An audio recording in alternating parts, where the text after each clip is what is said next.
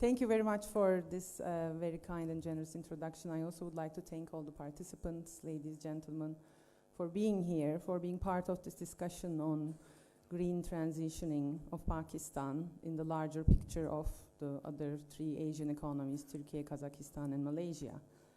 I'll give some remarks, but I would first like to introduce the speakers of the session today, which we will zoom into the sectoral studies after we discuss the binding constraints, including textile, transport, and agriculture. And some of you may think that agriculture is not necessarily part of industrialization, but because of its forward and backward linkages, because of creating demand and also providing supply to the industry, it's very crucial. So our first speaker, Dr. Syed Hasan, will be talking about the transport sector. He is currently associate professor at LUMS in the Department of Economics and holds a PhD in economics from Ohio State University. His doctoral research is based on spatial policy instruments and firms' productivity.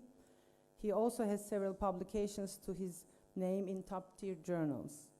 His foremost research interests comprise urban and regional economics. Given his profound interest in sustainable development, Dr. Hasan has also conducted research on resilient cities. His primary focus of interest in this field includes water conservation, economic cost of congestion, and energy consumption choices at household level.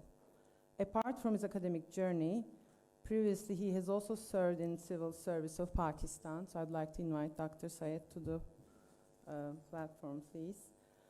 And his paper will be discussed by a very distinguished discussant, Mr. Omar Masood, who is the CEO in Urban Unit, Government of Punjab, Lahore. Mohammed Omar Masood is serving as the CEO Urban Unit since June 2020. He has worked as Additional Secretary of Budget in the Finance Department of Punjab, dealing with provincial and municipal budgets. Before that, he was Assistant Commissioner Nowshera, where he worked as a subdivisional magistrate. At the Urban Unit, he's managing a team of over 150 professionals working on different aspects of urbanization and advising different levels of governments in Pakistan. Currently, he is focusing on how urban data can be made effective urban policy and action instrument at the city, local, and regional level. He's a PhD in urban and regional planning from Massachusetts Institute of Technology, United States. His thesis at MIT was on smartphones and bureaucracy of the Punjab.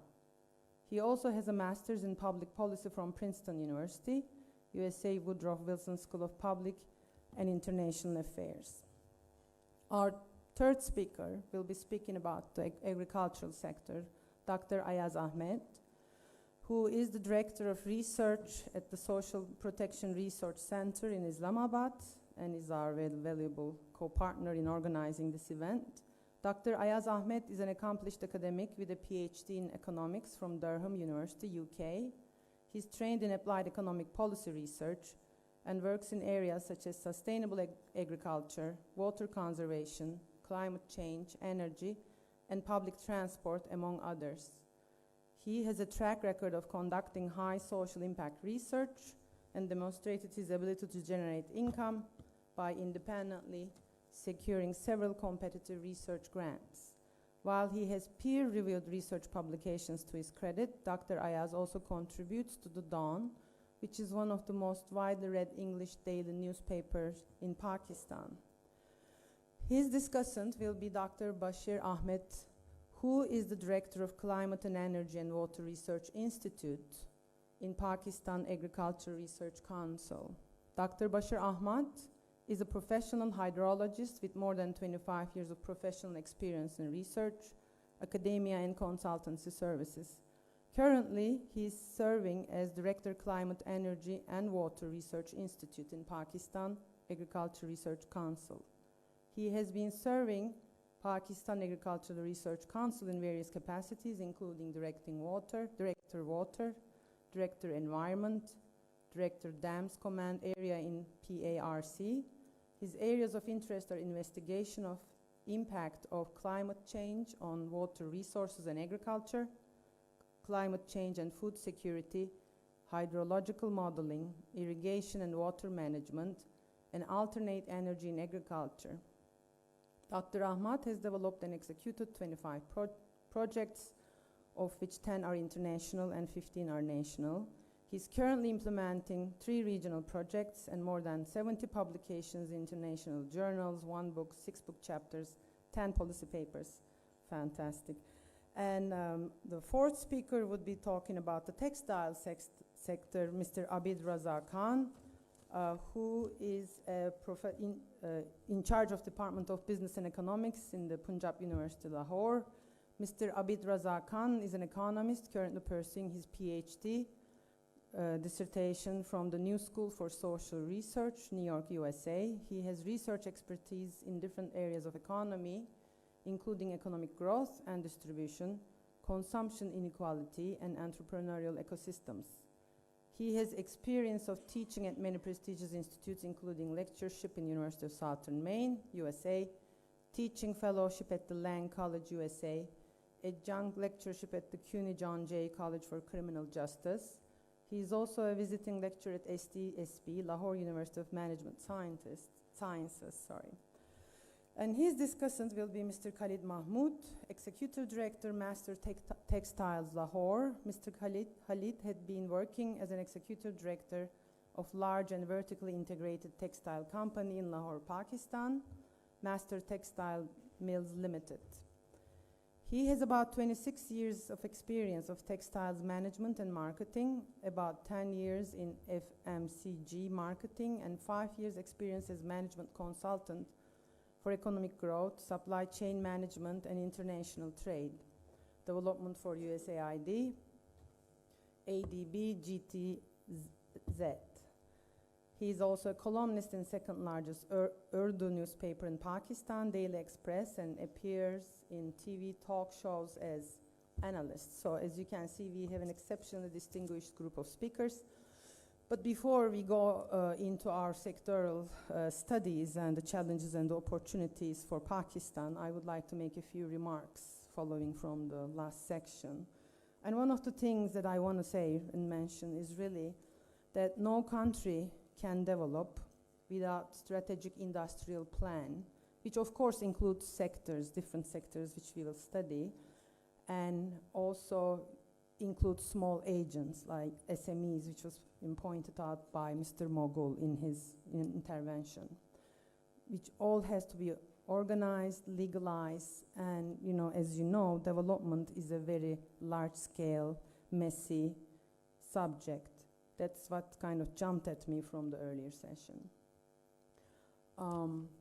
But of course, there are there are for sure external binding constraints, such as the multilateral framework, particularly on trade and finance, and particularly on climate finance.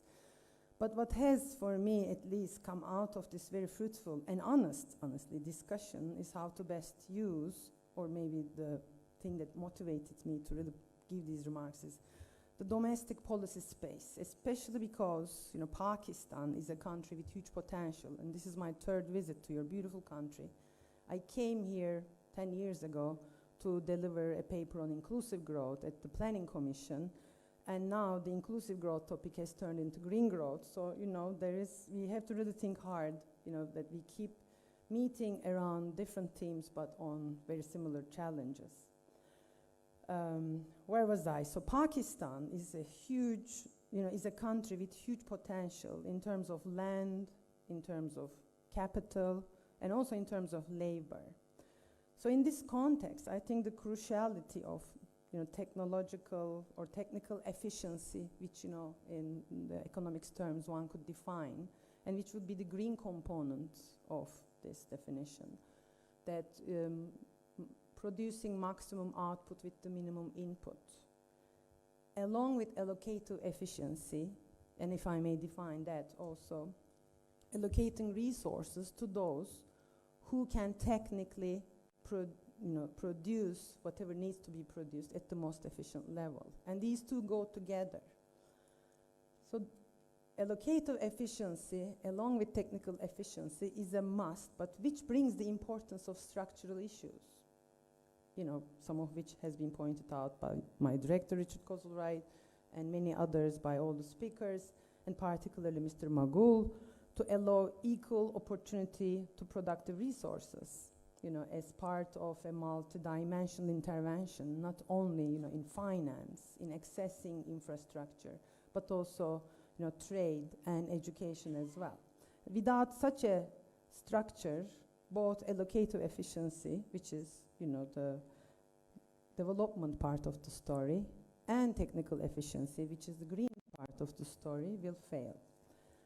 As an UNCTAD economist, I feel almost obliged to give an international dimension, or a little bit of a hope maybe to all of us. Some of you may know or may not know, but in 1950s, when South Korea was engaged in civil war, their GDP per capita was $876. Behind many countries, including Kenya, whose GDP per capita was $947. Pakistan was only slightly behind Korea with $650. And my numbers may be off because I just checked the internet recently in this room. But Pakistan was only or Korea was only 1.3 times more than Pakistan. And China was also among the low per capita income groups, $614. Now, South Korea has a per capita income of 35,000 US. It's 2021 numbers, just behind Japan and Italy, way ahead of Turkey, my own country, which is around 10,000, and 24 times more than Pakistan, with 1,480. All these countries were under the same multilateral framework, right? But they have done things differently, and what they have done in common, that's why we are here for, to learn. This project is also to learn from the South-South experiences from countries like Korea, China, the East Asian tigers. But they have done something different, and we cannot just blame the multilateral framework, because these nations have accomplished these feats within the same multilateral framework. And this is not to say that it's not important. It is very important.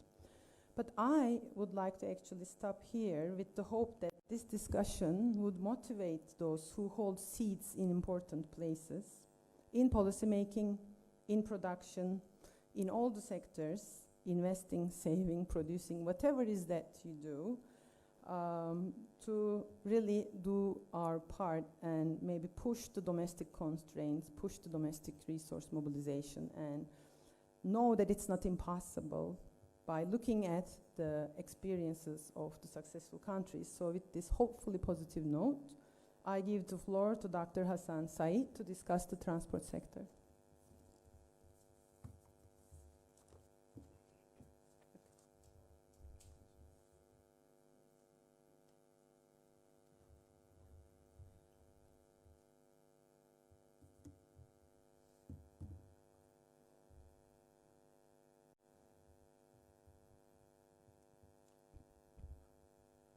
Okay, Assalamu alaikum. First, I would like to thank SPRC and UNCTAD for giving us the opportunity to work on this study. And today I'm going to share findings from this report, which we recently concluded.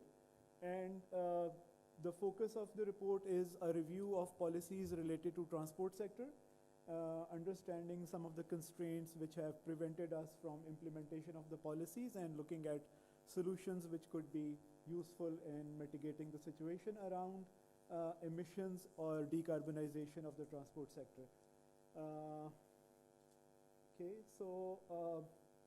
First of all, a quick review of what the transport sector is and how this is connected with green industrialization or industrialization in general. And we can see that transport plays a very important role in driving the economy. It connects workers with their jobs and also strengthens market linkages, the backward and forward linkages mentioned earlier. And overall, it plays a very crucial role in determining the spatial policy. So location decisions by firms are based on their transportation costs, but all of this, because this is powered by a certain fuel, and in our case, that fuel is mostly fossil fuel, so that coupled with certain inherent inefficiencies, this results in considerable amount of carbon emissions. And as we can see here, this is the transport sector in general is turning out 10% of all GHG emissions of Pakistan and 25% of all emissions coming out of the energy sector. But what is more alarming than this is that we see there is a very high growth in transport emissions on per capita basis, and during the period 2013 to 2018, this has increased by 44%. So any projections based on future urban growth or growth in the contribution of the manufacturing sector in the GDP would obviously lock Pakistan for a high emissions scenario, and this is something which needs a focus here.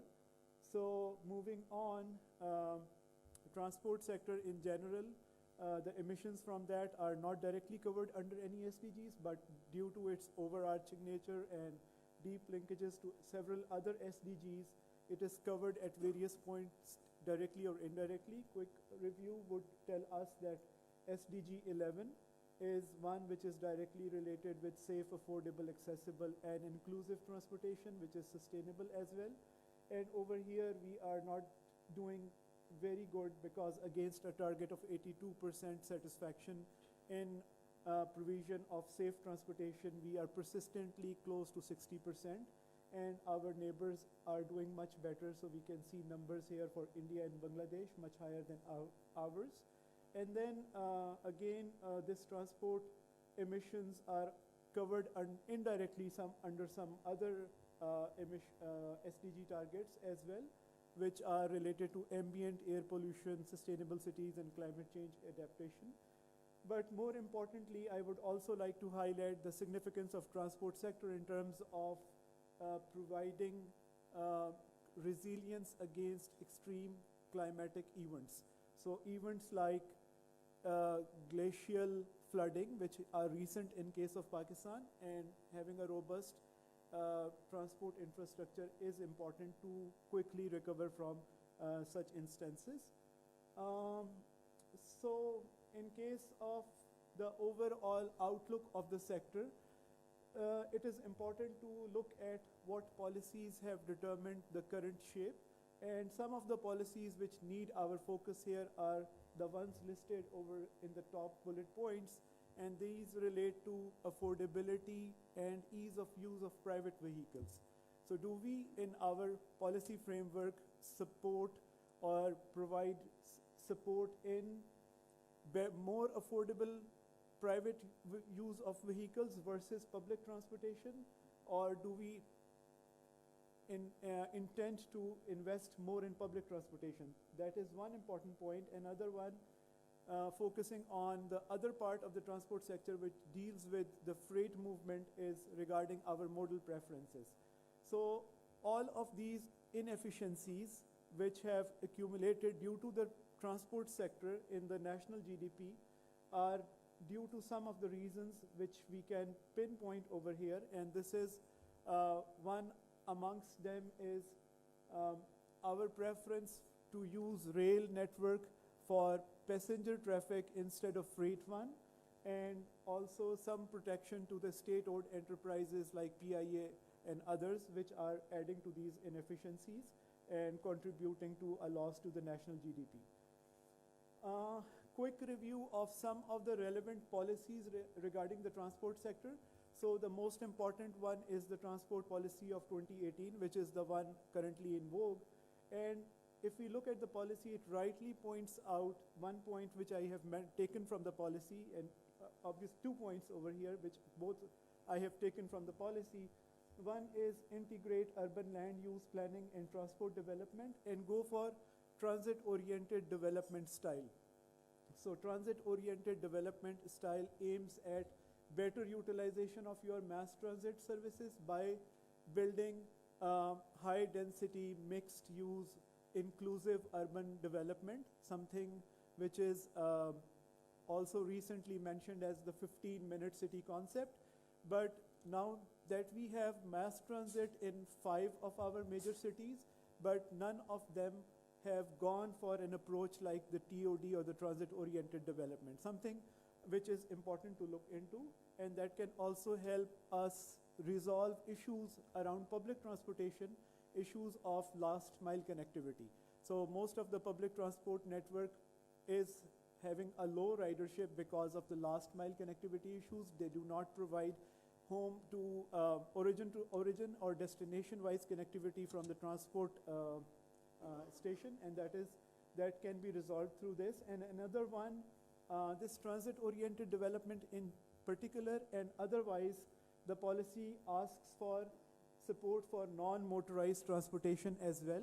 And what we see there on the graph on the right side is increase in the number of motorbikes, exponential increase, instead of seeing any significant shift towards non-motorized transport, like maybe pedestrian mode or maybe bikes, etc. In fact, like most of our policies have killed those modes in our cities with flyovers and underpasses and ring roads. We kind of discourage the use of these non-motorized modes.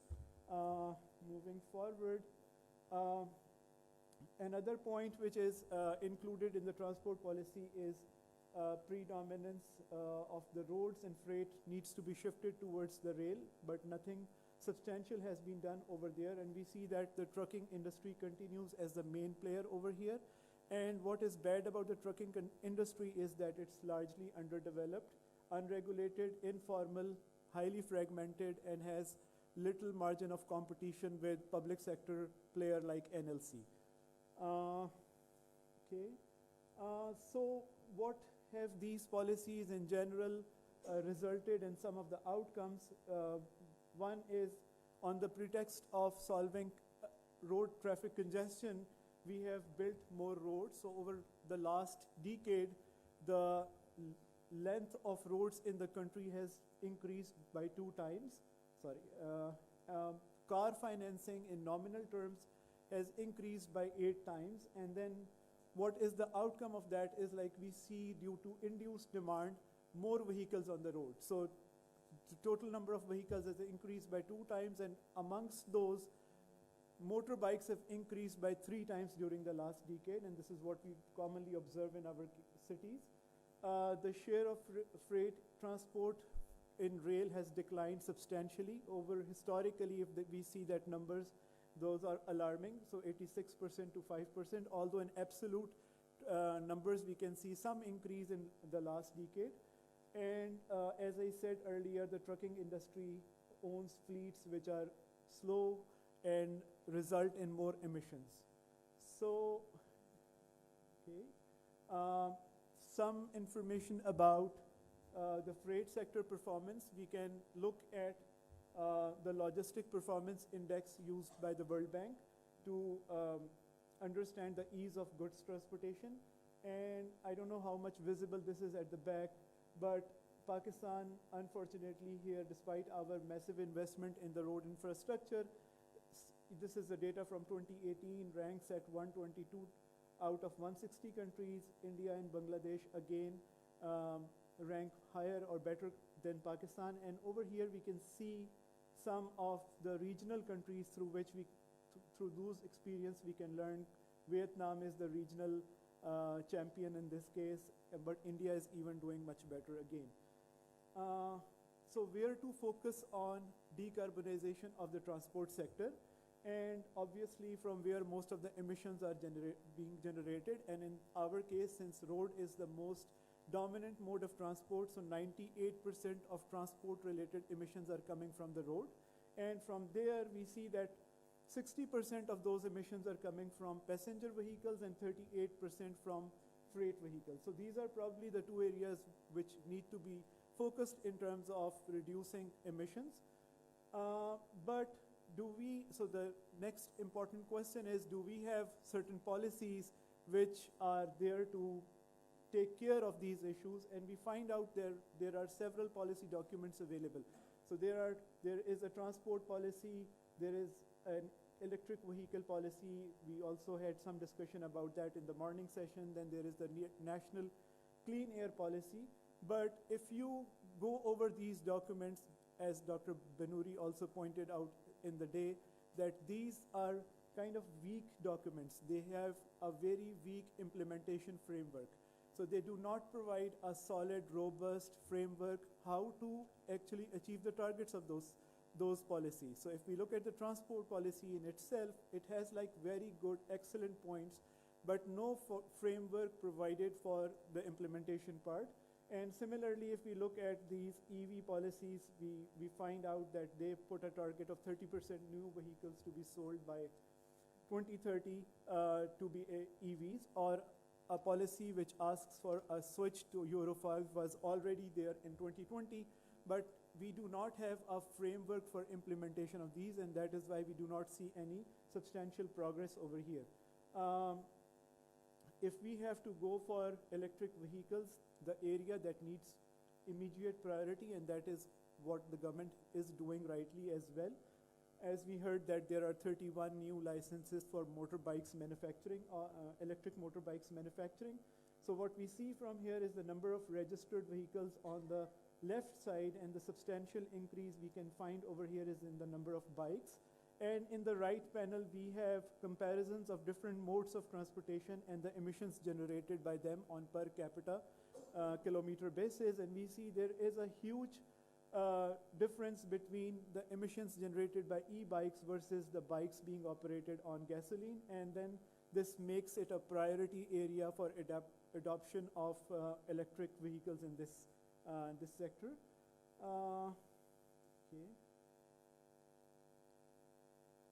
Okay.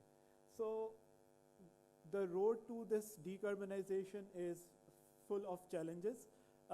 We'll point out some of them. Some of these are macro level challenges, like high percentage of rural population in the country, spatial spread of population, then horizontal growth of cities or urban sprawl, which makes design and implementation of a public transport system not very viable, low human development index and high poverty rates. But besides these, there are several sectoral challenges as well, and we can divide these sectoral challenges as both administrative ones and technical ones. So the first one is, I have just written one, which is like the involvement of multiple stakeholders at the public sector level as well as at the private sector level, which makes it very complicated to implement a policy like this.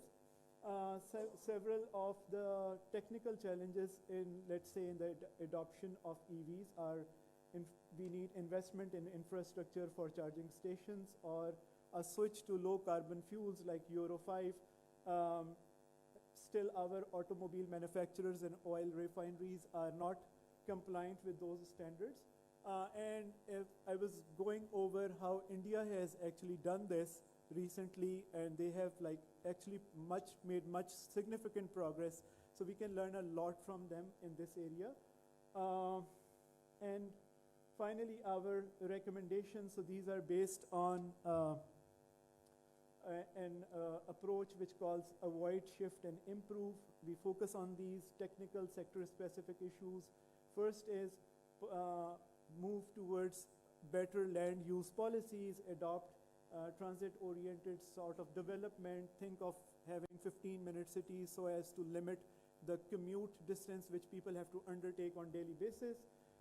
Think of a very conscious and serious shift to rail, and while doing that, try to improve your freight network which operates on the road. And finally, cross-cutting interventions like the ones which use better quality fuels, low carbon fuels, and also transition to electric vehicles. And finally, tap into and utilize green finance if that is available. So this is these I have just written over here in a block form. Maybe this could be easier to look into. That's all from my side. Thank you very much.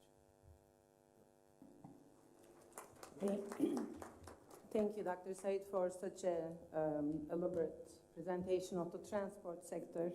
And you highlighted really important questions such as public versus private transport, and also the need for infrastructure, which also brings to mind the domestic resource mobilization and land use, both urban and rural, because one of the issues in Pakistan is the very spread out, but also at the same time, a major part of the population is in rural areas. That poses a challenge. And you also pointed out the importance of the electric vehicles, which, at this point may be the best linkage to industrialization, to claim a space in the global value chain. So now I give the floor to our distinguished discussant, Mr. Masood. The floor is yours. Syed, can I have the presentation? Thank you. Okay, so with the, I hope I'm audible. So with the permission of the moderator, I'm going to cheat a bit. So, Please. And the cheating is that I had the opportunity to attend a conference in London on environment and urbanization. So, well, it was on environment and urbanization, but the real topic was field notes on policy making. So what are the issues of policy making? We have been, since morning, talking about policy making and its fragmentation and all that. So I will try to sort of give you the example over a timeline, over a wider horizon, that what are the challenges in policy making in Pakistan. And, this idea of policy has to be further sort of distinguished between bad policy and good policy. We should not be afraid to say that this is a bad policy, and we should not be afraid to appreciate that this is a good policy. But unfortunately, whenever the suffix policy is attached to something, we assume that it is manna from heaven, and that is cast in stone. So this is the policy. I'm not going to say whether it is good or bad.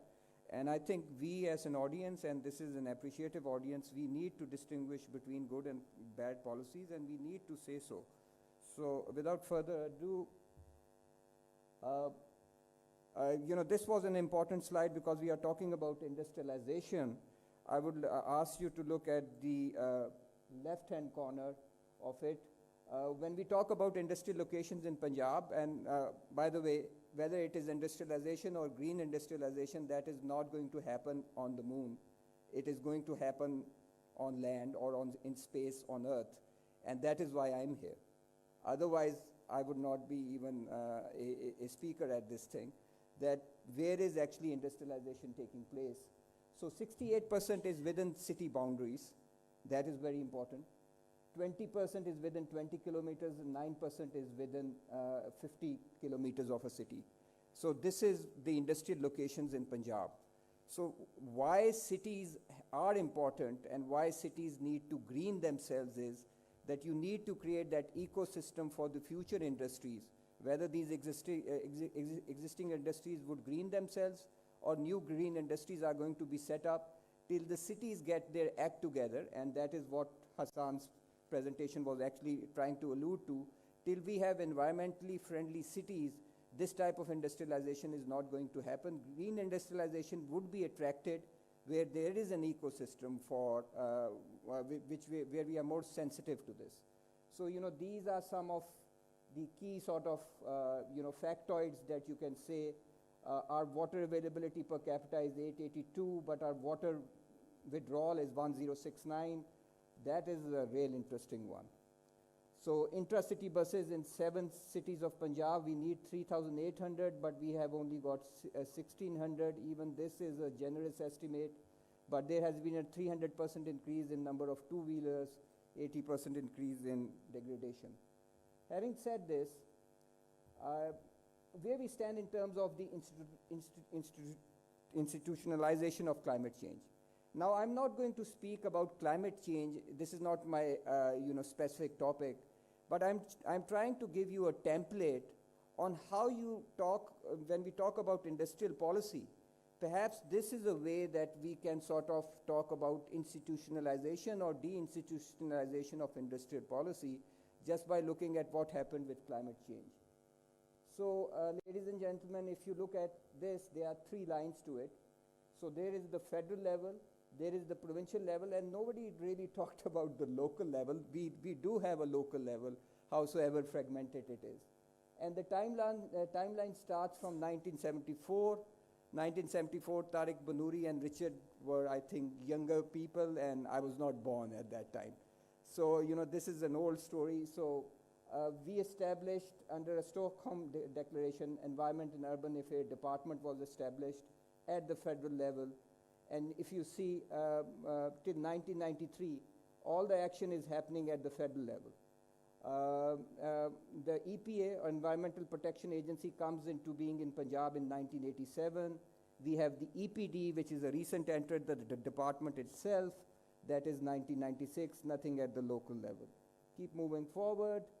So a cabinet committee on climate change was established. Once again, a lot of action happening at the federal level. 2002 is an important year because the institution which is set up in 2002, the Global Center for Impact Studies on Climate Change, is still a valid research center. They are actually still doing work. National environmental policy is approved, national conservation policy, but not much at the provincial and the local level. And you keep reading this thing, and 2011, interesting things start happening at the federal government. So Ministry of Environment ceased to exist. A new ministry is set up, the Disaster Management Ministry is established. It is again changed into 2012 into the Ministry of Climate Change. And then in 2013, the Ministry of Climate Change is downgraded to a division and placed under the Cabinet Secretariat. So things are topsy-turvy till 2014, and then it is again upgraded to the Ministry of Climate Change.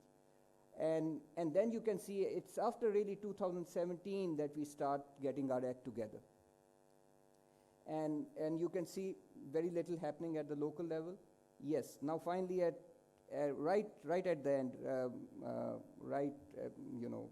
at the right side of the slide, the judiciary also starts getting involved in climate change and environment issue post-2019. So there are a lot of writ petitions and notices by the Supreme Court, etc. And if we keep moving like this, 2022, the provincial governments are coming with a clean air policy and all that. What has really happened is that we do not yet have a National Clean Air Act. We do not have a Provincial Clean Air Act, so there are, policy gaps. But this is interesting. So this is what, our researchers did. So we looked at relevant acts and legislation which have to do something with climate change. And you can use it for industrial policy also. You can change the columns the way you like it. So we said whether climate change is spoken about as a potential risk in these policies, whether there is any arrangement for impact mitigation, or whether there are any targets. Targets are very important because you really have to sort of be accountable to targets that add to the discipline of the entire approach. And if you look at the federal level, a lot of talk about the potential risks, some about impact mitigation, but when it comes to targets, we are sort of allergic to targets. We do not want to, sort of confront targets. This is the federal level. And look at the provincial and the local government level. More no's than yeses. So, this is really critical. So when it comes to policy, and when we are looking at climate change, and you can talk about green industrialization in some similar fashion, list of policies is identified, but policy alternatives and connections not clearly identified. Evaluation criteria are really missing. How do you really evaluate it? Outcome matrix are not simply there. And finally, other folks have also talked about the implementation framework. Connecting national, provincial, and local stakeholders is very sketchy. We talk about it, but we do not really give a framework on how to actually improve that connectivity. Coming to transport in general, and Hasan's presentation, I would be the first to confess that we have got a slow and unresponsive land use planning approach. Government priorities are focused on road infrastructure. So transport, when we talk about transport, we are, usually most of the time thinking about road projects. We are not even thinking about different modes of transport, but really talking about road projects. And there is a lack of collaboration and capacity in joining land use, mass transit, and vehicle efficiency interventions. Organizationally, transport planning is separated between the road organizations and other public organizations. So there is a fragmentation over there also. Local governments are not really given a clear mandate, whether it is in transport or whether it is in climate change or environment.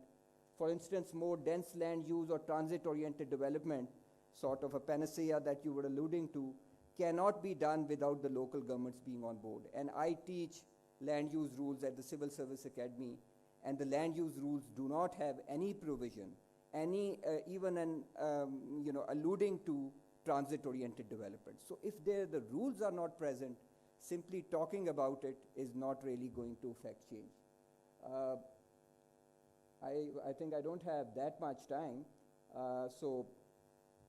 This quantum about euros, we are at Euro 2 or Euro 1?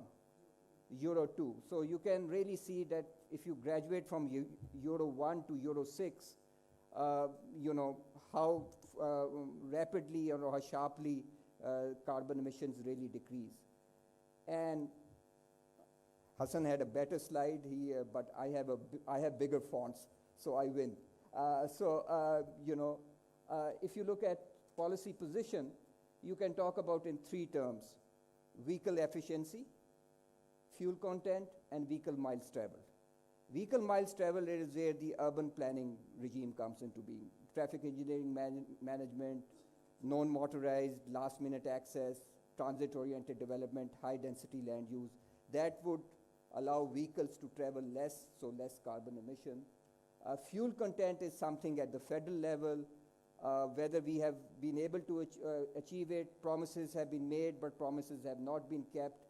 And vehicle efficiency, again, this is a mix of provincial and local level, and as well the federal level. So how do you incentivize, how do you bring the automakers to get to better engines? So it's a chicken and egg problem. They say that we get the better engine, but if you do not improve the fuel, what is the fun in it? So, this has to be coordinated and synchronized. But these are, I think all three, are very important, very relevant, very common sense, but the coordination is really missing. About small and medium enterprises, I'm referring to a PIDE study. Recently it came in the newspaper, so I sort of got hold of it. This is what their assessment is, that lack of professionalism and standardization in engineering firms in Pakistan. Little is enough mindset inhibits firms from growth. So whatever they are doing, they are just doing enough. And that is, good enough for them. That really should not be the case. And I think UNCTAD will definitely have something to say about it.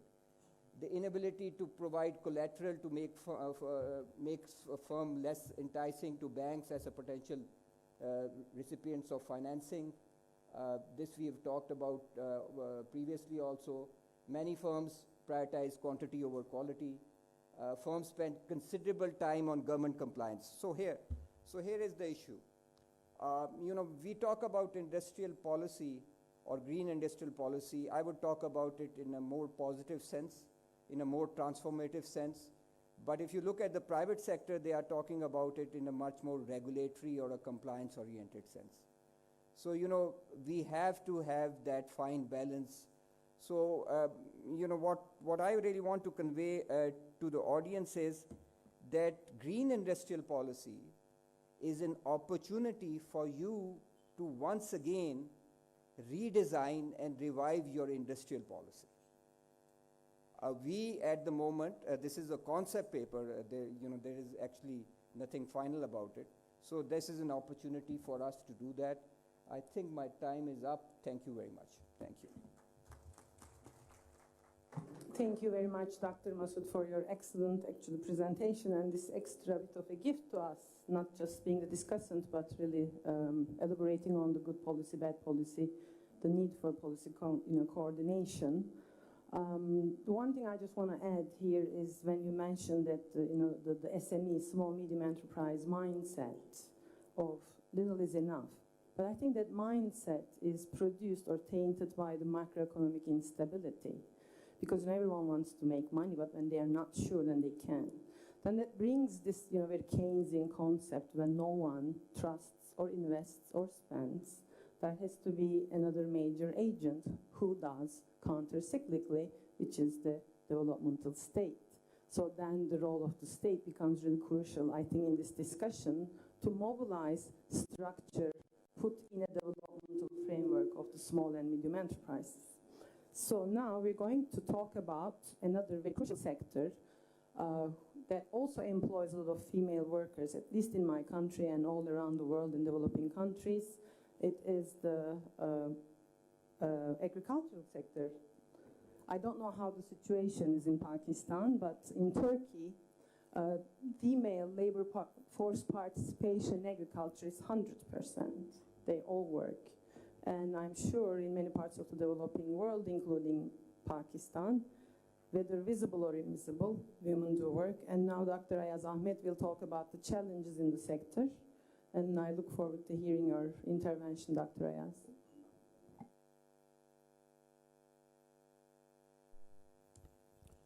Thank you, Dr. Unal. Hello again, my name is Ajaz Ahmad. I work as Director Research Programs at the SPRC. I have a PhD in economics. My specialization is in environmental economics. And my areas of interest are climate change, agriculture, sustainable agriculture more specifically, and environmental economics. So as far as a role of agriculture and green industrialization in Pakistan is concerned, as my colleague indicated earlier, agriculture is one important component of the green industrialization. As far as agriculture itself, there are two things which I want to put in front of you. One is that agriculture is a resource-based industry, and second, it is known as an industry without roof. So that means that when there is something about environment, agriculture is going to be directly affected from the resource point of view as well as from the climate change point of view. And I must thank UNCTAD for the support that they provided to conduct these studies. It was really useful exercise, and these studies have enabled us to put together all the stakeholders in one room and talk about something which is very critical at this point for Pakistan and Pakistani policymakers. So I'll start my presentation with the background. As most of us know, agriculture is known as the backbone of Pakistani economy. It accounts for roughly 23% of the GDP. However, it employs a large majority of the, a significant fraction of the population, especially in rural areas, which is about 37%. It provides food, fodder, and livelihood. And in addition to that, it provides raw material for the industrial sector, and that's where the direct connection of industry and agriculture is. As we know that this is one of the important sectors from the food security and employment point of view, unfortunately the growth rate in agriculture has declined after mid 2000. However, from 1960s till 2000, the growth rate of this sector was 5 to 6%. Now I'll briefly talk about some of the problems about the agriculture sector. So mainly my talk is about two sets of problems. One is the typical agricultural problems which we have been discussing since long, as some of our esteemed discussants pointed out that there are some problems which are there since long, and unfortunately we were unable to tackle those. So one set of problems are the typical problems of agriculture sector of Pakistan, and then the second set of problems is relatively new, which is about the new challenges in terms of environmental degradation, pollution, and climate change, and how these interact with agriculture sector. So starting with the typical problems, which are boring, but I hope I'll not put you on sleep. Production over the time, as I mentioned, the growth rate in the recent times of the agriculture sector decreased. So production couldn't keep up with the population increase. So due to this mismatch between the demand and supply, food production declined, and there was food security problem. However, on the other hand, the incomes have relatively increased, food trends have changed. There was massive urbanization in Pakistan, which took place in in last decade or two. Liberalization of markets have had own sort of implications for farmers as well. So because of the food shortage, Pakistan, despite having its macroeconomic challenges, was forced to use its scarce foreign exchange to feed its population by importing the food. But this is not just about food security. There are some ancillary sectors or industries which are attached to this sector. They also suffered massively, resulting in food inflation, and in addition, unemployment, poverty, and poor income distribution, current account problems, as well as the food security challenges, especially for the lower income strata. Then there are some structural issues such as irrigation issues, the procurement of crop yield, availability of cold storage, supply chain. These are the typical issues, but all these resulted in unstable input and output markets. So this is the sort of trajectory of population and production. You can see the slope of the curves, but this is not something very complex. We all know this. Furthermore, there is the problem as far as the environment come into the play, or natural resources come into the play. There is underutilization of natural resources, which include soil, land, cover itself under the farming, and the water, which is a precious resource, and there is inefficient use because of the old methods of irrigation. Low productivity, poor competitiveness, and wasteful use of natural resources is something which is again very common. But all these contributed to the resource scarcity problem, which is seriously affecting the output of the agriculture sector. As far as structural problems are concerned, traditional marketing systems are generally inefficient, and they're costly, especially for small scale farmers, because the supply of the inputs involves multiple intermediaries, resulting in long supply chain, as well as higher prices of the inputs in low farm gate price. When I had done my PhD field surveys with tomato farmers in Khushab, they told me that sometimes they're forced to abandon their crops because the farm gate price is that much low that that would not even cover the harvesting cost.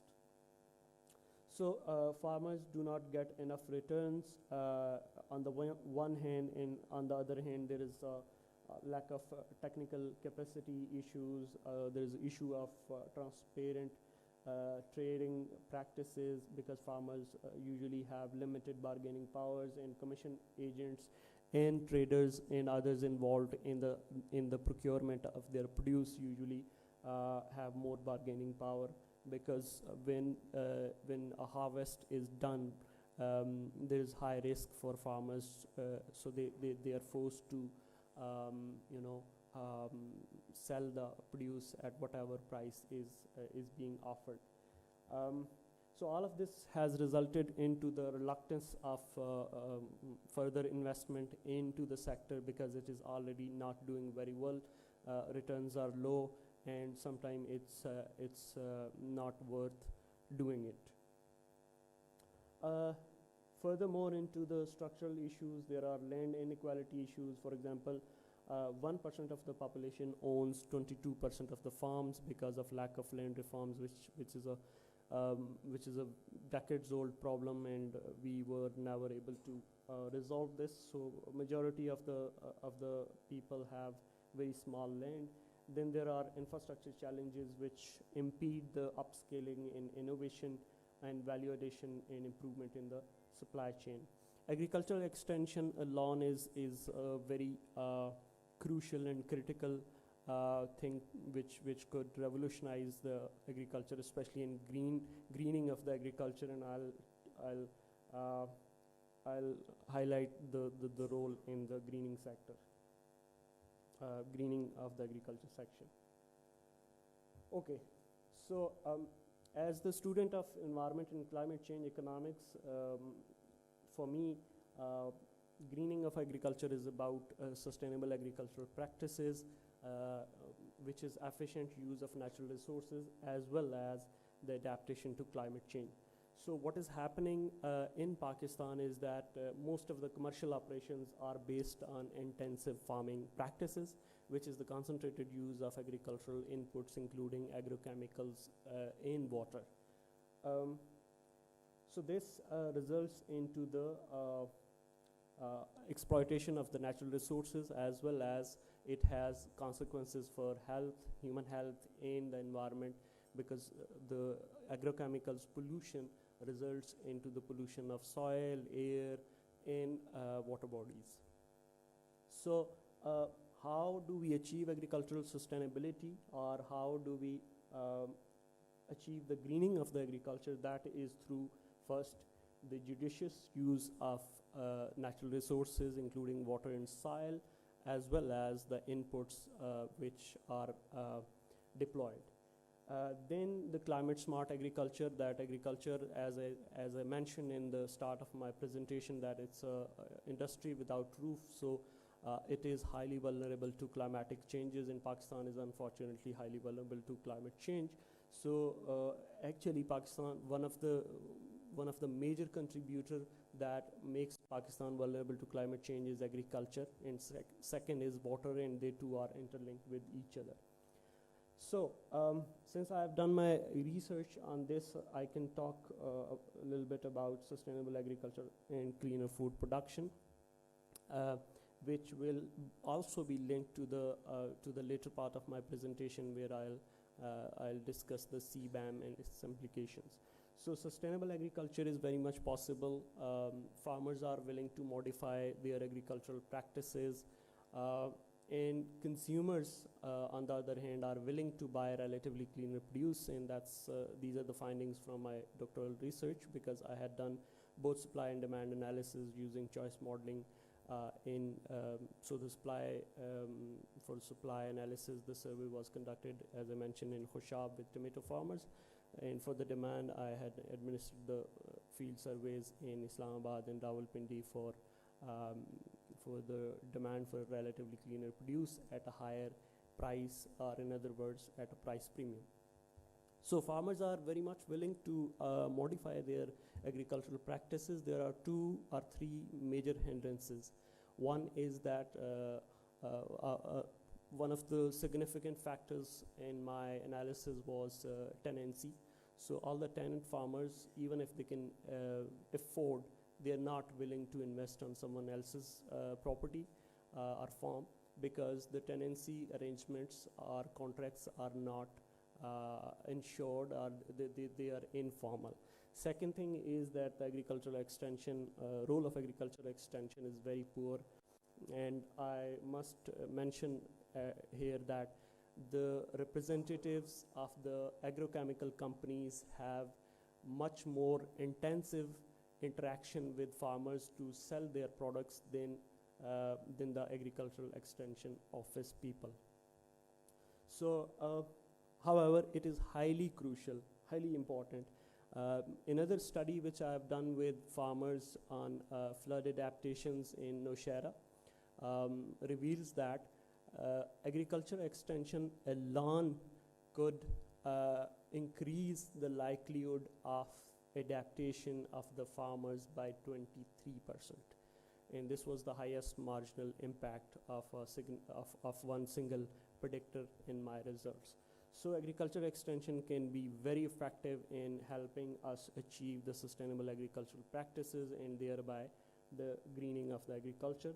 However, agriculture extension services are poorly resourced in terms of technical capacity as well as resources. Next is about the vulnerability of climate change. So as I mentioned earlier, that this is an industry without roof, and the crops or the agricultural farms are highly vulnerable to extreme weathers such as droughts and floods. On the other hand, farmers have low adaptive capacity. Whatever the adaptation which is taking place is by themselves, which in other words in climate change terminology, that is autonomous adaptation, not the planned adaptation, and that autonomous adaptation is even suboptimal because farmers do not know the adaptation strategies that they have at their disposal or they can use. So from that's the adaptation side. From mitigation side, our NDC's document presents some of the estimates, and Banori Saab already has sort of highlighted the shortcomings of the document, but the estimates regarding the emission show that agriculture is the second most polluting sector in Pakistan. So it's not just that it lacks adaptation and there's problem of resilience of the farmers to climate change, but it also contributes to the problem of the global warming. Again, Masood Saab talked about governance at local level. So all our natural disaster management policies, plans, strategies, climate change policies, national sustainable development strategy, they are first, they are top-down policies, unfortunately. You know, they are designed in rooms like this or in you know, policymakers' offices.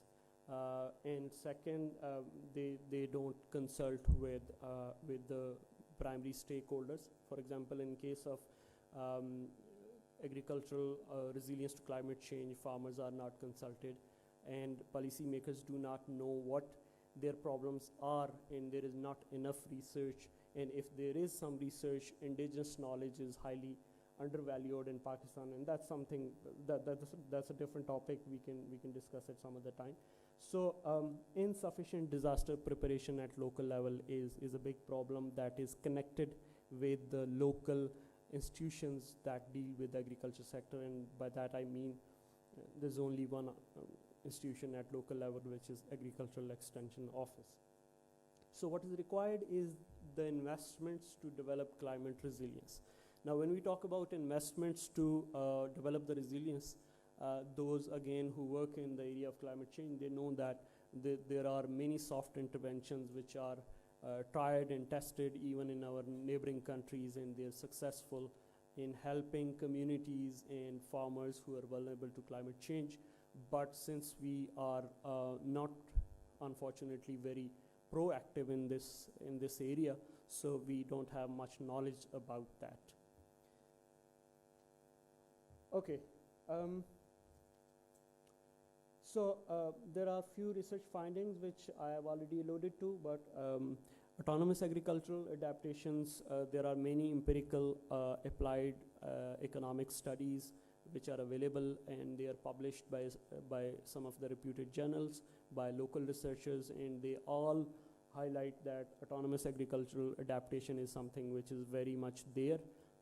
But as I mentioned earlier, that there is suboptimal use of the autonomous measures to adapt to climate change, and that could be fixed by improving the agricultural extension, by consulting the farmers and local stakeholders about their problems, and then by investing.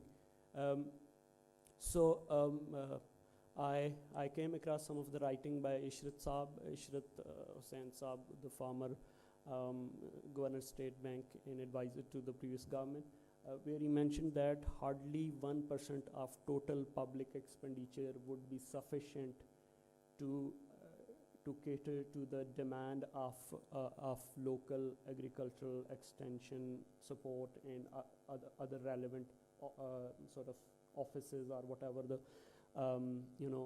infrastructure of the policy institutions we need in the local area.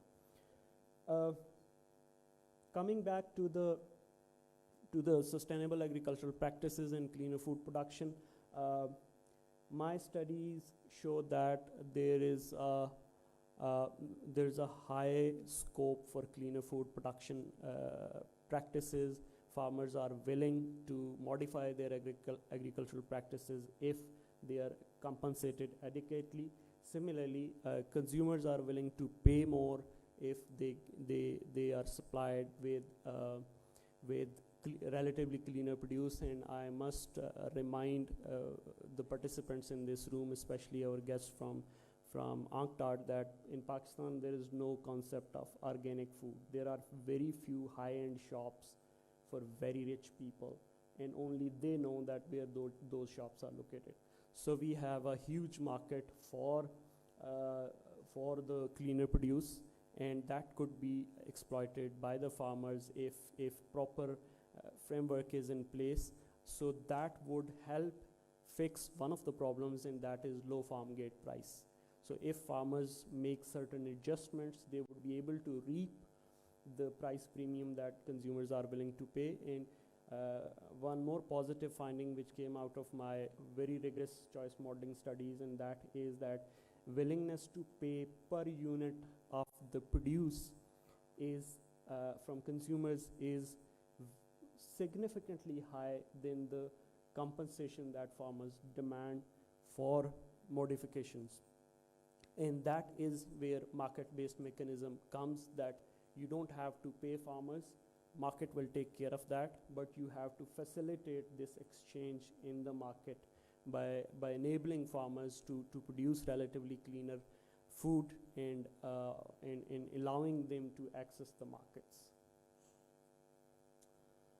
Next, in my presentation, the next bit which I want to touch upon is global policy initiatives, which is carbon border adjustment mechanism. And this is very important, folks, because this is something which EU has already enforced. It has started in October, and this is something which has serious implications for all the developing countries, and Pakistan is sort of in a more dire situation, so to say.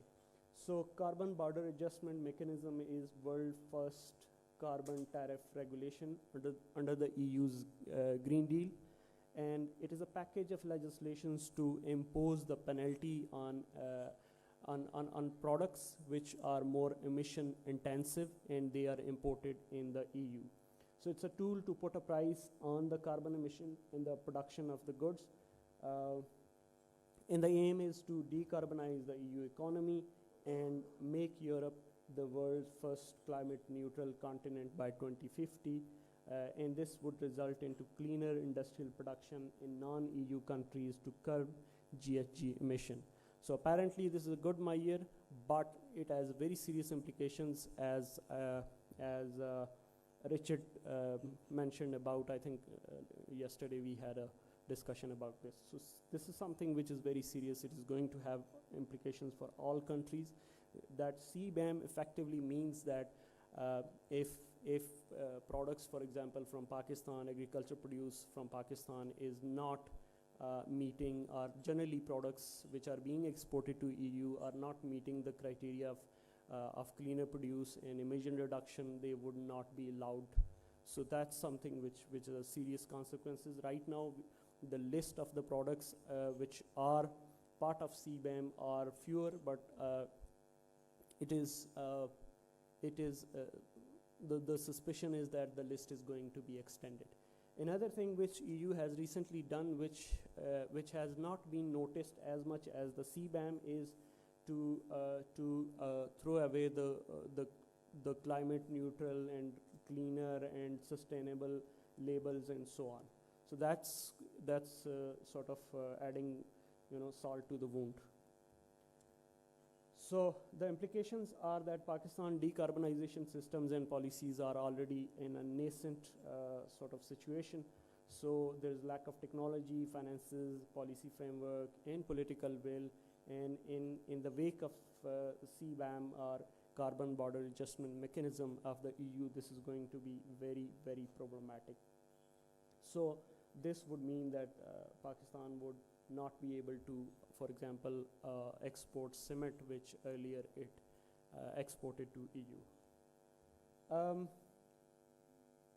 So this is almost second last bit of my presentation. I'll try to finish in a few minutes. So structural transformation is something which is the most important topic as far as green industrialization is concerned. And structural transformation is about it's the interconnectedness, and there are three processes which are interconnected. First, it is a decline in share of agriculture in GDP and employment. So people who are not, who have not worked in the agriculture sector, decline in the share of agriculture in GDP is actually a good thing. That when overall economy, progresses and there is more progress of industry and service sector, automatically the GDP contribution of the agriculture to the GDP would reduce. The second thing is urbanization and the rise of modern industrial and service economy. That's what I have mentioned already. Then a demographic transition from high births and deaths to low births and deaths. So this structural transformation thesis, or this theory is based on the work of the Lewis and Johnston and Mellor, Lewis 1954 and Johnston and Mellor 1961. So agriculture and industry are connected to each other. Agriculture supplies cheap labor and cheap food, which allows industry to employ the labor on the relatively low wages. And that's the supply role, and the demand role is that the same industry sorry. So the demand role of the agriculture sector is that agriculture sector, when it modernizes, it uses the industrial output in the mechanization of the agriculture sector. Last bit of this presentation is agricultural financing. That's another very weak area, unfortunately, in Pakistan because of so many factors, and I have listed some of those. I'll not go into the detail. We all are aware of the problems, that there is problem of collateral, there is problem of farmers' literacy, there is problem of institutionalization of the agricultural credit itself. Then there is problem of high interest rate and so on. So I'll not go into the detail, but agricultural financing in Pakistan is seriously underdeveloped, and if that is developed and impediments are removed, this is going to be very instrumental in developing the agriculture sector. I'll quickly go to the recommendations. Again, this is there's a lot into these slides, so I'll simply summarize the overall message of my presentation, and that is, as I said in the beginning, that there are two sets of problems. One set of problems is that which we are facing since long. That is about productivity, that is about efficiency, that is about efficient use of resources and supply chain and value addition and farm gate price and farm to market linkage and so on. And then there is problem of agricultural emission, carbon emission, as well as agricultural adaptation to climate change and new policy environment which is shaping the farming all over the world, such as CBAM and cleaner food production, and labeling is another thing. That labeling regime is something which is very important, which is not it has not been adopted in Pakistan. So these are some of the things, and with these words, I'll end my presentation because I'm running short of time, and Gul is already reminding me. Thank you so much. Thank you, Dr. Ayaz, for this fantastic presentation. In concerns of time, I'll just say one thing, and which is, I'm not surprised because I knew this about Pakistan, but the inequality, land ownership or land holding inequality, I don't know, maybe that's the land ownership inequality numbers. And I just want to say that, when you're talking about structural transformation, which means in terms of labor productivity, to allocate resources to the sectors that would bring higher labor productivity, where labor is more productive. When you look at small farmers in the developing world, you will see that labor productivity is very low, as seen as higher employment numbers in the sector versus contribution to GDP, but land productivity is very high for small farmers. It's almost a stylized fact for countries like Pakistan, for countries like Turkey, so which means that the allocative efficiency is not there. Those who use land are not able to access land. They're using it more productively, but they can't access. And accessing land in farming doesn't necessarily mean to own the land. It means maybe to lease the land as tenants, as sharecroppers, as, however other systems exist in your country. So maybe a good question really to ask is what prevents what prevents these land markets to work? Because all kinds of inequalities really distorts markets. So we really cannot expect solutions from markets when the structure is so unequal that markets stand on that they can't really do what they're supposed to do to allocate the resources. And for a country like Pakistan, in my view, and for all other countries that has a significant agricultural sector, maybe one of the biggest resources is really to increase the efficiency in the sector and detach from just surviving and food security, but start to produce cash crops, export it, and then use the foreign exchange to industrialize by the links. This may not be necessarily a politically very feasible issue, however, needs to be discussed and needs to be resolved really, maybe not within the framework owning the land, but definitely providing equal opportunity in access to land and other inputs in agriculture like credit, labor markets, all that. With that, now we're going to move fast to our last presentation, sectoral presentation in textiles. Oh, sorry, we forgot the discussant. I'm very sorry, Dr. Ahmad, who is the director in Pakistan Agricultural Research Council. It must be the lack of the sugar in my brain because we are running late for lunch. Apologies. Thank you. Thank you very much. And remembering me at the last moment, I'll extend my gratitude for organizing this event and especially gathering the, I would say, multiple sectors engagement. Mainly, there have been and usually events happening on a daily or weekly basis on climate change, and mostly those events are only single sector events, and I find it a multi-sector event, and that is a quite co-learning for each other as well. I'll thanks and as well as congratulate Dr.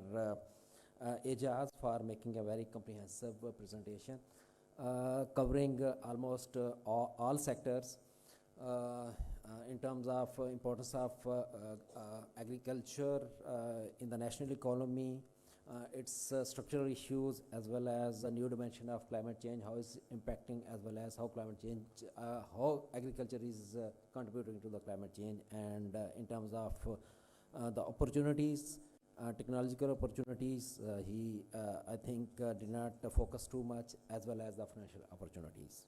Yes, I would say. I would further emphasize on that climate change is impacting agriculture and mostly on all subsectors of agriculture. Various studies shows that major, minor, as well as livestock will be impacted by 5 to 20% by the end of the centuries.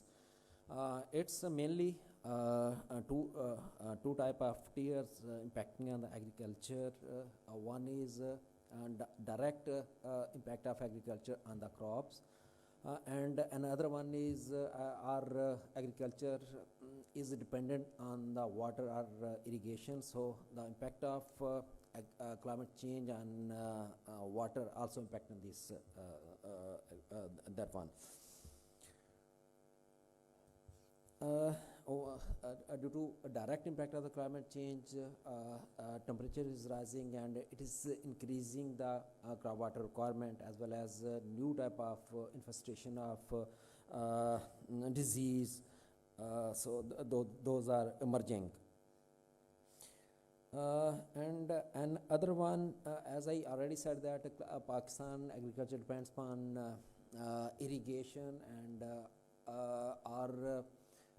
we are at a present there is a gap of agriculture sector is a highest user of water. More than 90% of water is used for agriculture, and our water sources come from one is mainly from the melt of glacier, as well as the snow melt, and then from the rainfall. As we all know that climate change, due to the climate change, and there's a retreat of glaciers are very rapidly decreasing, and in HKH region as well as in Pakistan HKH region there are a lot of studies, and I have been working in many studies, and various studies shows that in a scenario of 1.5 degrees centigrade, so by the middle of this century, we will have about 30% loss of glaciers. And if a scenario of 2 degrees prevails, that we will lose about more than 60% of water sources.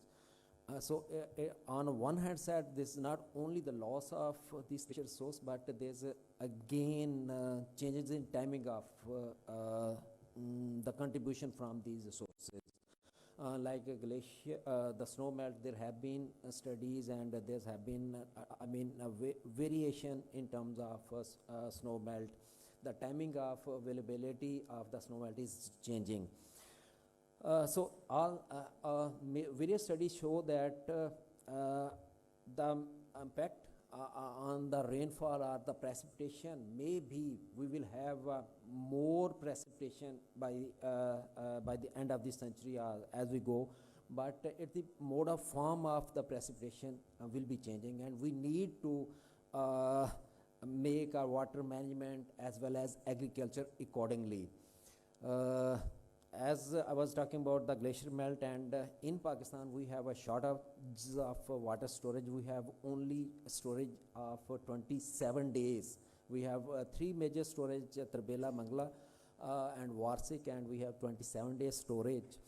Whereas in world, many countries, they have more than a year storages. So we need to enhance those storages. And with the Pakistan, we had a kind of buffer zone. We become short of storages in May or June, and by that time we were receiving water from the snow melt as well as the glacier melt. And imagine the scenario when we will have less contribution from the glaciers and the buffer zone where we have shortage of storage. So we need to make our water management accordingly. We have to enhance our storage. And unfortunately, in Pakistan, our efforts, our focus has been on the main Indus irrigation system. Our all investment have been focused on the main Indus irrigation system, where we have 3-4 other countries that is on the rain-fed, and focus on water source development as well as on agriculture have been very less outside Indus Basin, and we need to prioritize that as well. And then agriculture lacks green transformation. Agriculture sector has technological issues, I would say financial issues, as well as most, I would attribute that we have the awareness issues. Dr. Ajaz talked about the agriculture extension department. Yeah, that is one of the biggest, I would say, department in agriculture, a lot of resources, but unfortunately, one, they don't have state-of-the-art kind of technologies, as well as, I would say, then there's a lot of disconnect between the extension department as well as the research institution as the universities. I work in the research institution, and we don't have any kind of formal linkages with the extension department. Although I wouldn't say that we are doing a very good research or making a lot of making very good innovations, but there are good innovation, good research, and unfortunately that research doesn't reach to the farmers. And that is the weakness of, I would say, the linkages between the research as well as academia and extension department of the farmer.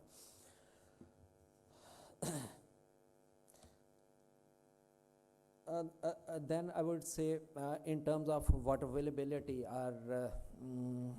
Pakistan is highly vulnerable to the climate infestation of flood and droughts, and we have been suffering huge economical losses from these disasters. Flood 2010, we have about 10 billion USD losses on the flood, and last year flood 2022, we had 32 billion USD losses. And unfortunately, our focus have been very less on infrastructure, flood resilient infrastructure.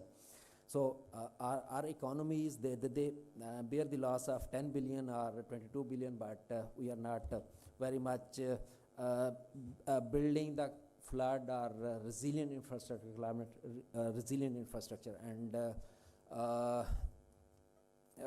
our focus have been again on the main Indus, and now new avenue of disaster are from the southern part of the country, which have been water scarce region, but now there have 2022 flood have opened our eyes that we need to focus in flood mitigation in those areas, so that we cannot only waste those water, because 1 million acre water feet globally, it has a value of 1 billion USD, and in 2010 flood, we wasted about 56 million acre feet, and last year we wasted about 44 million acre feet. And how, if we had a infrastructure, our storages, our dams, so we could effectively use those water.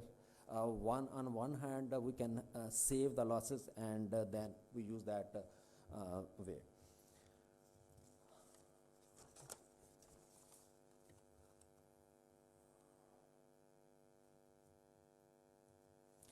I will not go into detail, but very shortly, as the time is very short, and a few of the innovation that exist, and Government of Pakistan, we are very much focusing. As one is climate smart agriculture, as Dr. Ajaz mentions that is the globally, as well as there in Pakistan many institutions, and we are very much focusing on the climate smart agriculture. Yes, and there we need, though we have a food security policy as well as water national water policy, but very less focus have been on the climate smart agriculture, and this is an emerging field, and we are working on this strategy as well as the policy, and we need to focus on that one.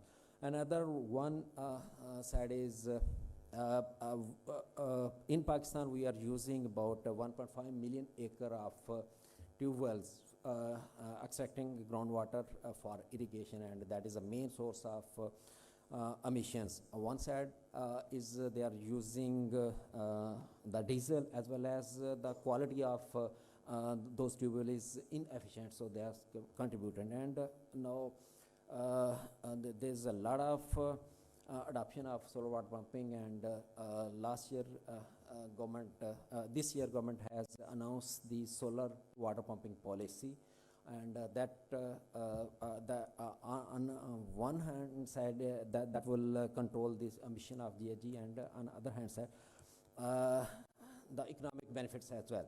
But we need to be very careful. Unfortunately, policy is a very linear policy, and we being a professional, water professional, have been very much focusing that it should not be the single solution, only converting this solar tube, diesel tube to the solar, but it should be area specific. Like the Balochistan area, unfortunately, their groundwater is already very deep, and if we have a solar water pump with the conventional flood irrigation, that we will further exploit the groundwater sources. So there it must have some integration with the efficient irrigation system, like the drip irrigation system. That is there. And another good option is available, and technologically is available now. The farmers are very much globally as well as in the Pakistan, that is you can say zero tillage or reduced tillage. That is the technology, a way of farming that not only conserve the resources but also conserve the environment, because with a lot of tillage we are contributing the emission of a lot of gases. So globally as well as in Pakistan, in PRC, we have been working on this since 90s, but their adoption by the farmers was not, I would say, satisfactory.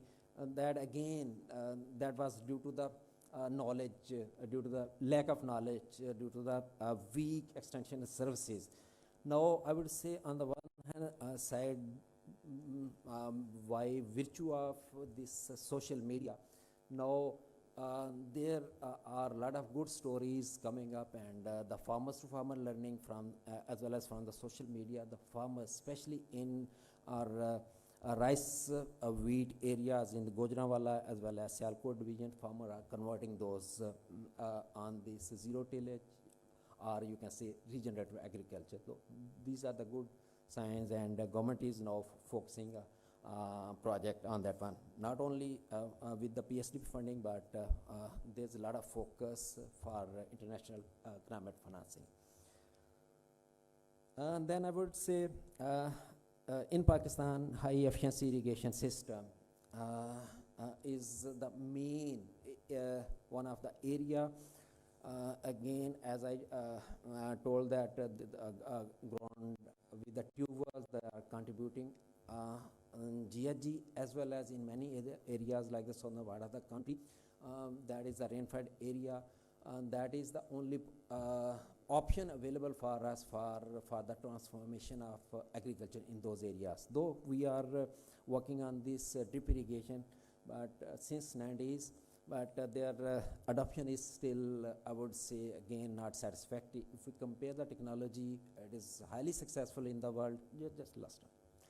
Highly successful in the world, but as well as in the region. In Pakistan, we have only 1 lakh acre on the drip, but our neighbor countries, India, same time we started, they have reached about 50 million acre. It's only due to the lack of, I would say again, these irrigation services. So we are now very much focusing on the drip irrigation, especially in the southern part of the country, in the Balochistan, and 2 more technologies that is for the audience, very efficient technology. One is responsive drip irrigation, that is kind of underground irrigation, and that is more than 50% more efficient than the drip irrigation, as well as energy efficient. So we are introducing those technologies. And the third one, government is very much focusing on the climate investment and green investment. Government of Pakistan is making the plan in water sector, agriculture sector, transport, as well as energy sector, and I am part of that one. And the purpose is to build the capacity, institutional capacities for the transformation of green development in those sectors. and to tap the funding from those resources. And the last sector is the carbon credits. We have a good example with the blue carbon mangrove project, and the government is focusing furthermore projects on the carbon credit in the water as well as the energy sector. With that, thank you very much. Thank you very much, Dr. Ahmed. Thanks a lot for this great intervention, especially focusing on the water issue, which is very crucial, especially when it comes to flood management and climate adaptation. Now, I was told that the food is getting cold, so we will move forward now with the textile sector study and the discussant. And if I may, I would like to ask our presenters to keep it a bit more, succinct, and we'll, if there are any points that you feel like you really have to elaborate, maybe we'll give the floor to the discussion, and then you'll get an opportunity. Thank you. The floor is yours, Dr. Raza.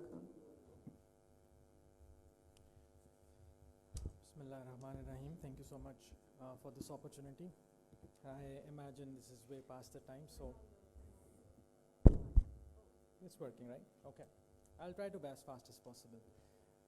So quickly, textile sector, as you can imagine, is amongst the top sectors around the world, not just Pakistan, both in terms of carbon emission as well as in terms of output. It's responsible for about 7 to 10% global greenhouse gas emissions, but also about 20% of water pollution. And that, I think, is a bigger concern, especially for a country like Pakistan.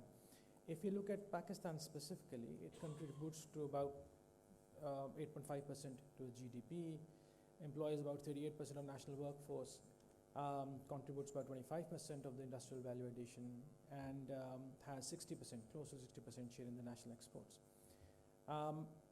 Which also means that it is very significant contribution to the greenhouse gas emissions, over 5%.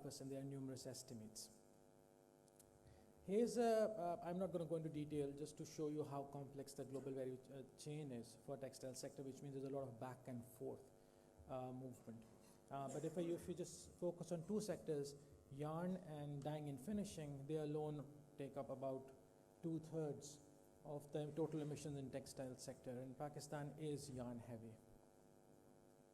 Here's a quick outlook of how Pakistan's textile structure is. And this becomes even more complicated when it comes to policy, because these sectors are represented by different organizations. So APTMA, for example, the famous APTMA generally represents the weaving industry, whereas for spinning you have the Textile Commissioner, I think that's what they call it, Textile Commissioner Office. And then you have a Garments Manufacturing Association, and Exporters Manufacturing Association, and so on. We have 5 synthetic fiber plants. They are all very large. So just to give you an idea how complicated this is getting, and now because of fast fashion in Pakistan, the stitching industry is also, it's still very small, but it's very quickly growing in terms of total size. So Pakistan, on the global perspective, is 5th or 6th largest exporter. It's about 2%. It's very small compared to China, of course, but still this is, as I said earlier, Pakistan's biggest export, 60% of total export. And Pakistan primarily, our top export is actually to United States. But when we combine various countries of EU, then EU, of course, becomes the biggest textile partner for Pakistan in terms of exports. Now, greenhouse gas emissions in Pakistan is increasing. We have been saying this since morning. It's increasing, as you can see, in the industry, and as I said earlier, textile is one of the bigger players here. This is all a concern because it's not like we are coming to a standstill. In fact, because of what we call fast fashion, we expect this to grow more. Furthermore, the trend in fashion industry is moving more towards synthetic fibers, so moisture-wicking t-shirts and whatnot. Now, just to give a comparison, one polyester shirt ends up causing emission of about 5.5 kg carbon dioxide compared to a cotton shirt at 2.1. So it's more than double, and this trend towards synthetic fiber, synthetic textile, and fast fashion means that there's going to be globally more textile production, meaning more emissions. Now, there are 6 or 7 main areas in which textile affects the environment. I'm just going to, because of lack of time, focus on 2.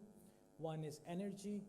So in Pakistan, for example, the total greenhouse gas emissions are attributed to textile sector. After them, about 45% is because of energy. This is most significant in yarn and fabric production, and again, two of the mainstays of Pakistan textile industry are yarn and fabric.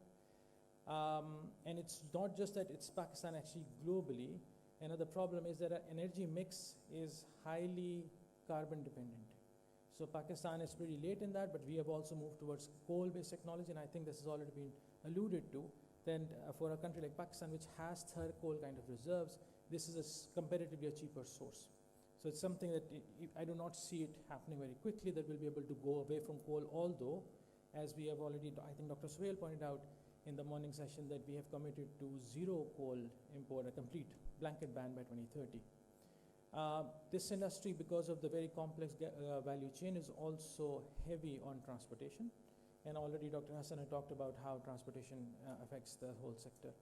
So overall, energy is a big problem when we're talking about this. Now, Pakistan actually has a lot of potential in this. So in terms of solar, the International Renewable Energy Agency estimates that our Karakoram region, Himalayas and Karakoram region, actually has the highest potential for solar power around the world.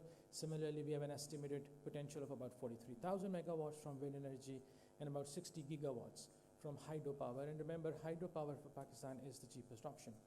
And then, of course, biomass, but there's so many different estimates, we can't really come up with one figure. Point being, if we are able to make a transition towards sustainable energy, that will, as far as textile is concerned, straight away take out about 45% of the greenhouse gas emissions related to or attributed to textile industry. And it's more than enough for Pakistan, at least for the next 50 years. But as we all understand, it's very costly. It's not, these transitions are not easy. Second is water. As I said earlier, we generally do not pay enough attention to how much water is getting polluted because of the industrialization process. And in case of Pakistan, especially in the northern part, where we have a lot of underground water, this is an even bigger problem because there is no check on it. So if you are a small or medium-sized industry, remember 70% of our industry is small or medium-sized, and in your factory, it's a very small factory we're talking about here, you put a pump, you just pull water directly from underground, pollute it, use it, and then push it back. So just to give you an estimate, drinkable water under Lahore in 1980 was at 200 feet. Now it is 1100 feet. It's not that 200 feet there is not enough water available. It's there, but it's highly brackish. And that is probably, well, to some extent, it's because of the industrial sector. So globally, textile is very water intensive. It's estimated to be responsible for about 20% of water pollution. We overall use over 80 billion cubic meters of water. Pakistan textile industry uses about 49%, roughly half of the industrial water use. And this is, as I said earlier, this is the formal estimates. Informally, it may be much higher, and there is no checks on it, especially in the textile sector in the northern region. We are talking about north of Multan here. Dr. Khan, sorry, I know this is not fair and the world is not fair, otherwise we wouldn't be here discussing these issues, I'm just right? skipping over. Just like maybe another minute and then we'll give the floor to our discussion. Thank you. Absolutely. I'm skipping over and I'm just going to go to the last part. So my focus here is that when it comes to decarbonization, there is pull factor and the push factor. In case of Pakistan, the pull factor appears to be more important. To begin with, textile industry has a very heavy clout, and so there isn't enough policy that somehow affects their bottom line. I don't want to take names here, but I think you know who I'm talking about. And then in terms of pull factors, so for example, if a new deal comes up in Europe, then the exporting industry, which are generally the large manufacturers, they are forced to acquire or to transit into a better system.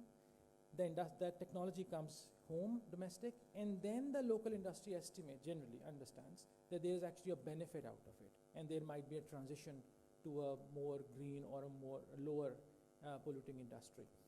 And so just lastly, just one slide, I'm going to stop.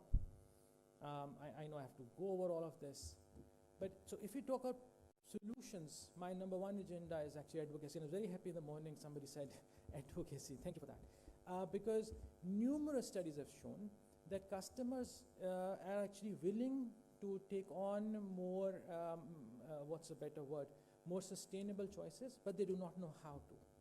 And when we talk about Pakistan, as I said earlier, 70% is SME in textile as well. A lot of people do not know what to do and how to do it. So a typical industrialist is going to look at their bottom line.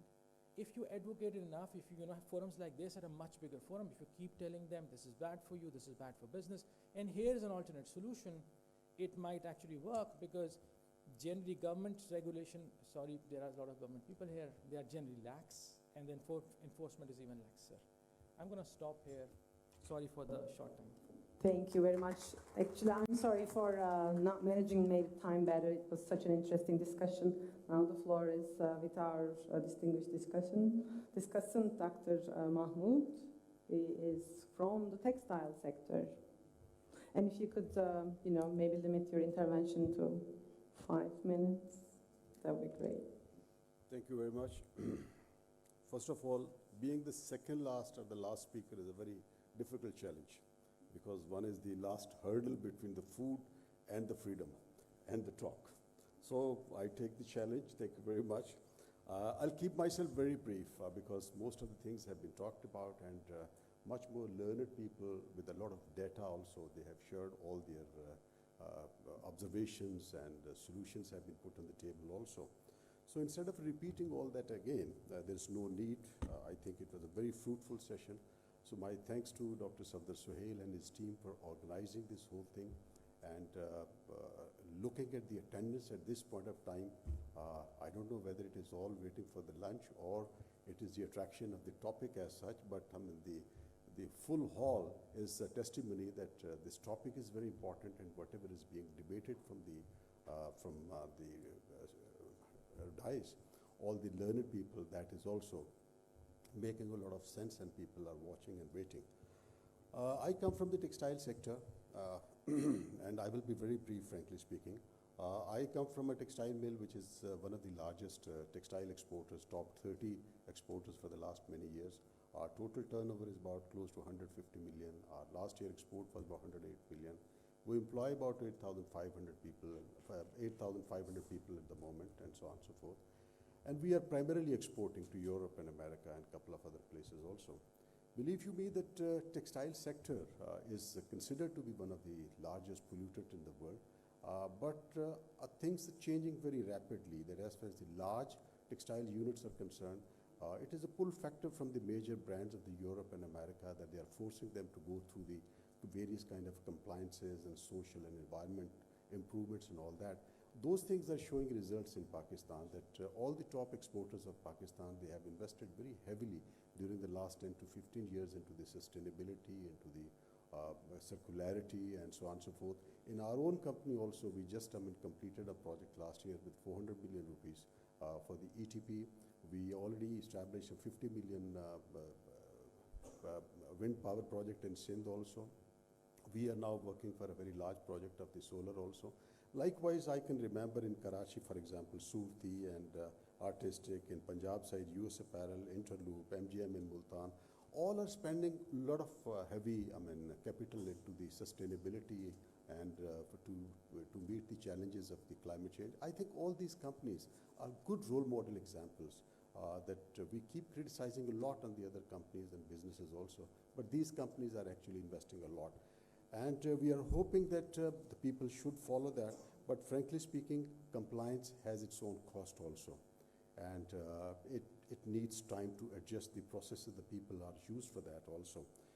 So we see that as far as the businesses in Pakistan is concerned, unfortunately, during the last 20 years, we are in a process of deindustrialization. Dr. Tariq bin Nouri Sahab and the other economists know very well.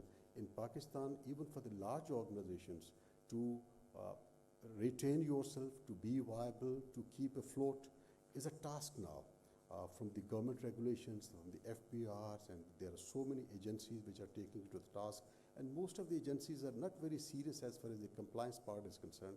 They are only interested if they can find any violation, and then they can negotiate with you whether they are going to screw you up or make some money out of it, and then leave you scot-free. So the businesses, be the large businesses, they are surviving is very tough. With the passage of time, it is becoming even tougher now. And the small and medium enterprises, as per the One of the SMEDA study a couple of years ago, more than 97-98% enterprises are the small and medium size. And frankly speaking, we are not very aware the kind of tough environment they go through, the kind of poor infrastructure which we have, the unpredictability of the value chains and fluctuations and sudden interventions of the external factors and all that. There are a lot of mortality rate in the small and medium-sized enterprise. So the overall business environment is not very conducive for the SMEs also.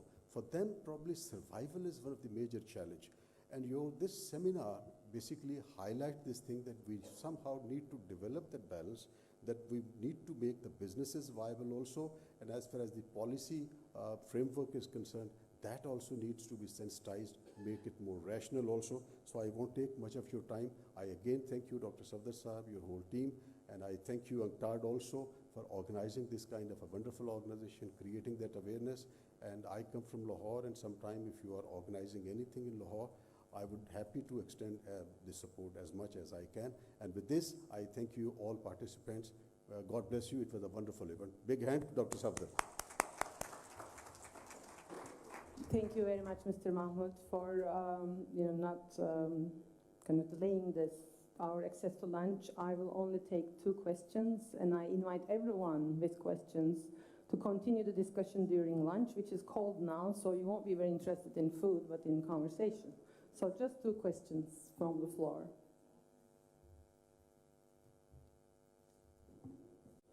Yes, please. And if you could please keep it short.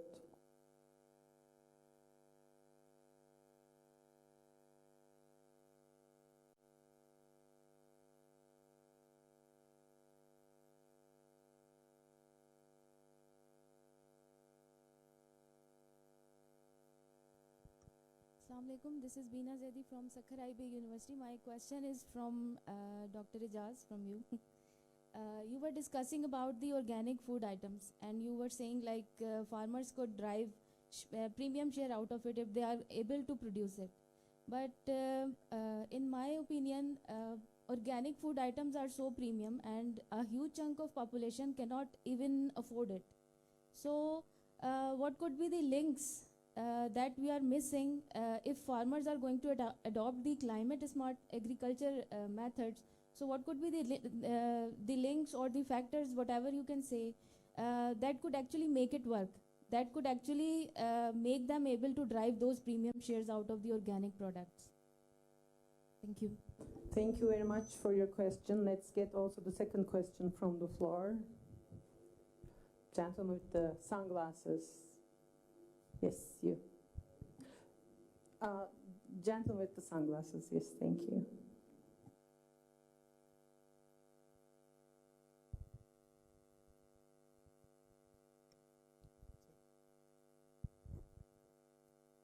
My name is Dr. Imran. I'm a behavioral economist. First of all, I would say that most of the communication, especially textile sector, even the policy debate in the earlier session, they were focused from supply side. We're looking at the producer, how we can nudge the producer, or how we can influence the producer for compliance or other needs. One of the speakers, actually it resonated with my thoughts when he said that there is a fashion industry which is compelling or pushing from cotton to polyester or low carbon to high carbon emission production. So my question is whether we are considering the behavioral changes on community or mass scale as a policy tool to use that for green industrialization.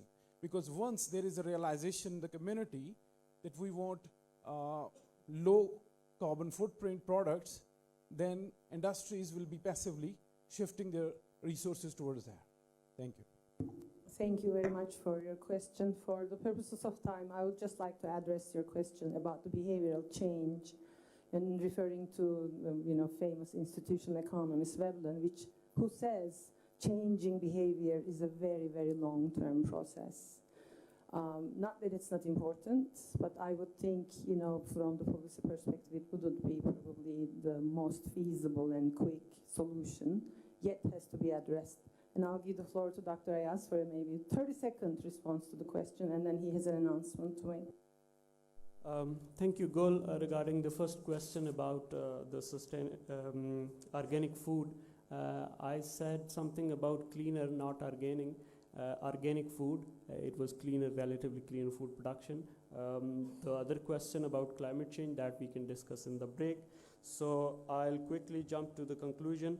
On behalf of Executive Director, SPRC, Dr. Safdar Sohail, and my team and myself, I thank you all for coming today, and I thank you for very active participation. It's been very vibrant day and session so far. So tomorrow we have a very interesting session on climate finance, how to benefit better from climate finance, and I would request you all to show up and actively participate, because that's something which is very important given that COP is coming and loss and damage fund is going to be it is going to be enforced or employed in practice. So once again, thank you so much, and a big round of applause for all the participants. Thank you also on behalf of UNCTAD. You're welcome. For being here. I'll let you go to the lunch, which is being served, I believe, in the lobby outside. And for those who have to go to their accommodation, the participants from outside Islamabad, please get in touch with your persons of contact, and they would help you with commuting from Serena to your accommodation places. Thank you so much.